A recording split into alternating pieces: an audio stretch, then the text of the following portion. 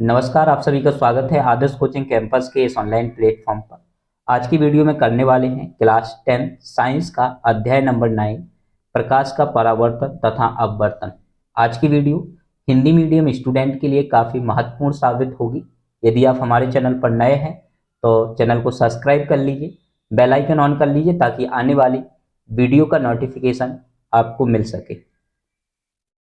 इस अध्याय के जितने भी टॉपिक हैं एक एक टॉपिक को डिटेल में समझेंगे। इसके बाद इस अध्याय के जो क्वेश्चन आंसर हैं उनको करेंगे। बोर्ड एग्जाम की दृष्टि से जो सबसे इम्पोर्टेंट है उन्हीं क्वेश्चन आंसर को हमें देखना है और इसके बाद प्रैक्टिस क्वेश्चन भी लगाएंगे और प्रीवियस ईयर्स में जो क्वेश्चन इस अध्याय से पूछे गए हैं उनको भी सॉल्व करेंगे। सबसे पहले समझते हैं प्रकाश। प्रकाश ऊर्जा का वह रूप है जिसकी सहायता से हम वस्तुओं को देख पाते हैं। यानी कि प्रकाश जो है ऊर्जा का एक रूप है जिसकी सहायता से हम वस्तुओं को देख पाते हैं। डायग्राम के माध्यम से आप समझ सकते हैं कि जब प्रकाश स्रोत से प्रकाश किसी वस्तु से जाके टकराता है और परावर्तित होकर जब किसी मानव नेत्र में पहुंचेगा तब वह मानव जो है उस वस्तु को देख पाएगा।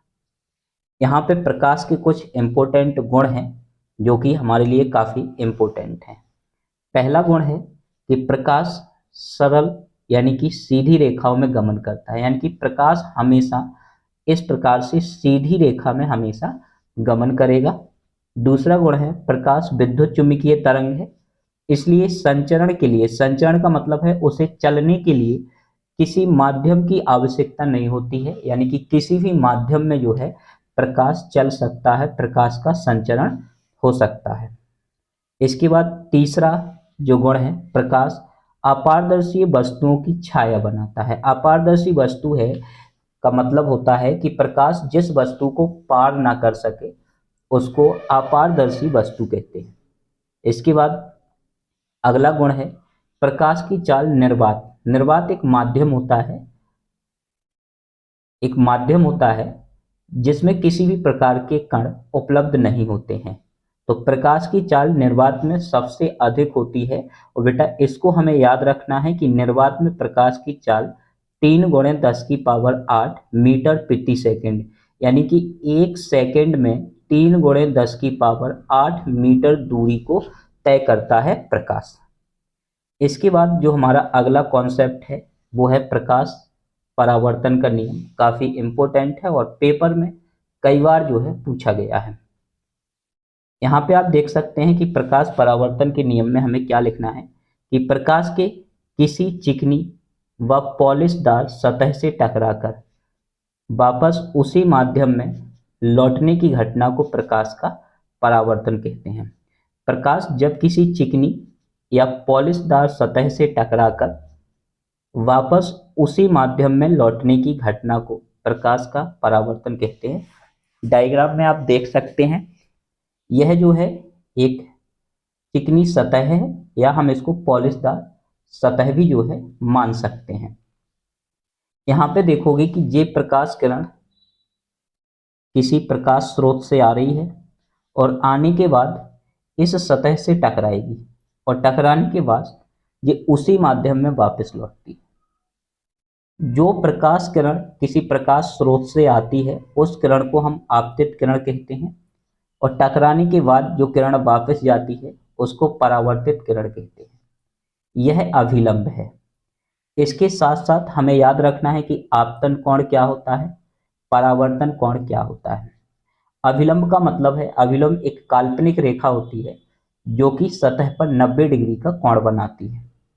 आपतन कोण का मतलब है कि अभिलंब और आपतित किरण के बीच बनने वाले कोण को, आपतित किरण और अभिलंब के बीच बनने वाले कोण को आपतन कोण कहते हैं और अभिलंब और परावर्तित किरण के बीच बनने वाले कोण को परावर्तन कोण कहते हैं। आपतन कोण को I से प्रदर्शित किया जाता है, परावर्तन कोण को R से प्रदर्शित किया जाता है। उम्मीद है कि यहाँ तक आपका हर एक कॉन्सेप्ट क्लियर होगा। इसके बाद देखते हैं आगे। तो अब हमें देखना है परावर्तन के नियम। दो इम्पोर्टेंट नियम जो है वो नियम होते हैं। पहला है कि आपतन कोण परावर्तन कोण के बराबर होता है।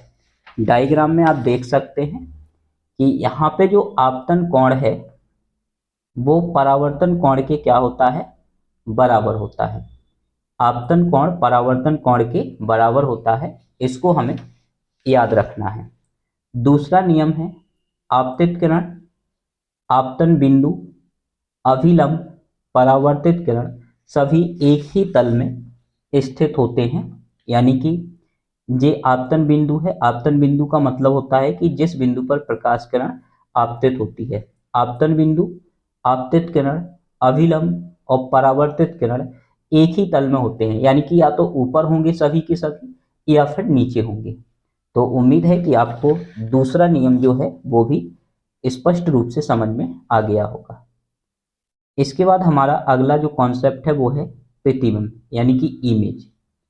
प्रतिबिंब वहां बनता है जिस बिंदु पर दो परावर्तित किरणें प्रतिच्छेदित होती हैं या प्रतिच्छेदित प्रतीत होती हैं। या तो वो एक दूसरे को प्रतिच्छेद करेंगी या प्रतिच्छेद करते हुए प्रतीत होती हैं, वहां पे प्रतिबिंब बनता है।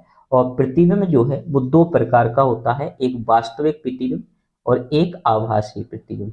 दोनों में क्या डिफरेंस है, क्योंकि डिफरेंस जो है कई बार अंतर पेपर में आता है, इसलिए हमने इसको अंतर के रूप में ही लिखा है। वास्तविक प्रतिबिंब का मतलब है यह तब बनता है जब प्रकाश की किरणें वास्तव में प्रतिच्छेदित होती हैं। आभासीय प्रतिबिंब यह तब बनता है जब प्रकाश की किरणें प्रतिच्छेदित होती प्रतीत होती हैं, यानी कि प्रतिच्छेदित होती नहीं है लेकिन होते हुए प्रतीत होती हैं। इसके बाद वास्तविक प्रतिबिंब में दूसरा पॉइंट है, इसे पर्दे पर प्राप्त कर सकते हैं। जो आभासीय प्रतिबिंब होते हैं इसे पर्दे पर प्राप्त नहीं किया जा सकता है। वास्तविक प्रतिबिंब उल्टा बनता है, आभासीय प्रतिबिंब सीधा बनता है। 2 नंबर में क्वेश्चन आता है, आपके पास 3 अंतर है, काफी पर्याप्त हैं, आप आराम से इसको याद कर सकते हो और लिख सकते हो। इसके बाद जो हमारा अगला टॉपिक है वो है दर्पण। दर्पण क्या है पहले इसको समझते हैं। यदि किसी चिकनी पारदर्शी माध्यम तल के एक पृष्ठ पर कलाई अथवा लाल ऑक्साइड का लेप करके दूसरे पृष्ठ को परावर्तक पृष्ठ बना दिया जाए, दूसरे पृष्ठ को परावर्तक पृष्ठ बना दिया जाए तो उसे दर्पण कहते हैं। जब हमारे पास कोई पारदर्शी माध्यम होगा, पारदर्शी माध्यम का मतलब है कि प्रकाश उसके आर पार हो जाएगी, तो उसके किसी एक पृष्ठ पर या तो हम कलाई करेंगे या लाल ऑक्साइड का लेप करेंगे, तो एक जो पृष्ठ होगा वो परावर्तक पृष्ठ की तरह कार्य करने लगेगा, यानी कि प्रकाश की किरणों को लौटाने लगेगा, तब हम उसे दर्पण कहेंगे। आकृति के आधार पर दर्पण को 2 भागों में यहाँ पे विभाजित किया गया है। पहला है समतल दर्पण, दूसरा है गोलीय दर्पण। गोलीय दर्पण को 2 भागों में बांटा गया है, अवतल दर्पण और उत्तल दर्पण।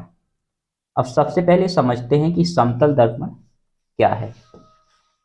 आपके सामने समतल दर्पण के बारे में लिखा हुआ है।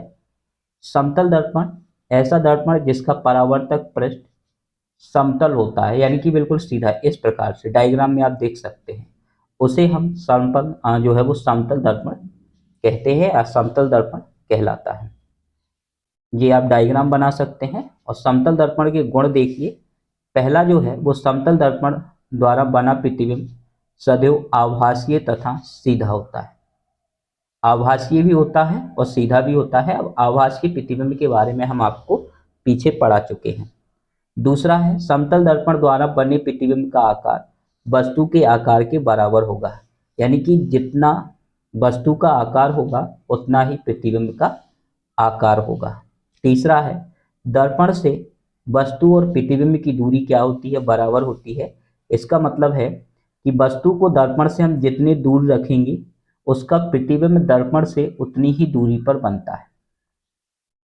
इसके बाद हमारा अगला जो गुण है वो प्रतिबिंब पार्श्व परिवर्तित होता है। पार्श्व परिवर्तित क्या होता है उसके बारे में आप देख लीजिए थोड़ा। पार्श्व परिवर्तित या परिवर्तन का मतलब है इसमें वस्तु का दायां भाग बायां प्रतीत होता है और बायां भाग जो है वो दायां प्रतीत होता है। इसके बाद लास्ट गुण है समतल दर्पण की फोकस दूरी अनंत होती है। इसी प्रकार की वीडियो देखने के लिए हमारे साथ जुड़े रहिए। हमारे चैनल को सब्सक्राइब कीजिए, अपने दोस्तों को शेयर कीजिए।